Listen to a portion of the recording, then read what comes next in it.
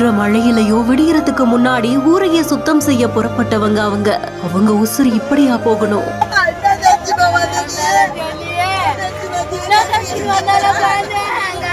வேலைக்கு சென்ற அம்மா திரும்பி வருவாங்கன்னு காத்திருந்த குழந்தைகளுக்கு இனி யாரால ஆறுதல் சொல்ல முடியும்?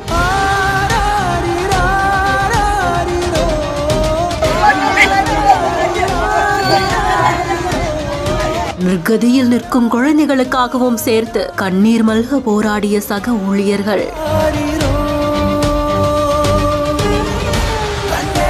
கனமழை கொட்டி தீர்த்துட்டு இருக்கும் போதும் தூய்மை பணியாளர்கள் பலர் தேங்கி நிற்கக்கூடிய அந்த தண்ணீர்ல நனைந்து கொண்டே தங்களுடைய பணியை செய்யக்கூடிய காட்சிகளை அவ்வப்போது நேர்லயே நம்ம பார்த்திருந்திருப்போம். அப்படி சென்னை கண்ணகி நகர் பகுதியை சேர்ந்த 30 வயதான வரலட்சுமி அப்படின்றவங்க கண்ணகி நகர் பகுதியில தான் சென்னை மாநகராட்சியில ஒப்பந்த தூய்மை பணியாளரா பணி செஞ்சுட்டு இருக்காங்க. வழக்கம் போல தன்னுடைய பணியை துவங்குறதுக்காக நல்லபடியா கிளம்பி சென்று இருந்திருக்காங்க.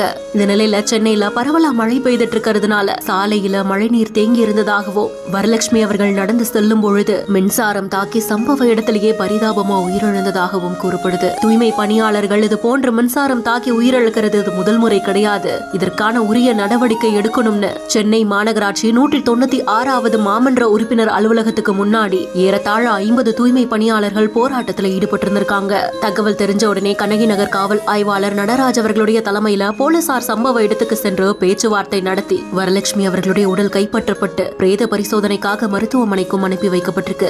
என்ன நடந்ததுன்னு இந்த சம்பவம் குறித்து விசாரணையும் மேற்கொள்ளப்படுது. வரலட்சுமி அவர்களுக்கு பிள்ளைகளும் இருக்கிறதா கூறப்படுற நிலையில என்ன நடந்ததுன்னு இந்த சம்பவம் குறித்து விசாரணையும் மேற்கொள்ளப்பட்டு இருக்கு. இந்த நிலையில அமைச்சர் மா சுப்பிரமணியம் அவர்கள் உயிரிழந்த பெண்மணியுடைய குடும்பத்துக்கு அரசு மற்றும் மின்சாரத்துறை சார்பில் 20 லட்சம் ரூபாய் நிவாரண தொகையா வழங்கி இருந்திருக்காங்க.